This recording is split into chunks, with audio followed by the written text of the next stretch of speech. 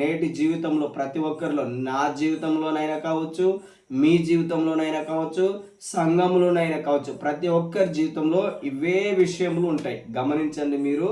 ఈ 2 అధ్యాయం 3 అధ్యాయం మీరు స్పష్టంగా చదవండి. ఇదే విషయం నీ జీవితంలో కూడా స్ట్రైక్ అవుతుంటుంది. ఎక్కడో అక్కడ ఏ విషయంలో మనం అనేది తప్పిపోతున్నాము, లేదంటే ఏ విషయంలో మనకు యేసు ప్రభు చెప్పినటువంటి మాటలలో మనం ఎక్కడ ఖచ్చితంగా ఉండట్లేము అనేది మనకు అర్థమవుతాయి. ఎందుకంటే యేసు ప్రభు చెప్పినటువంటి మాట ఖచ్చితమైనది.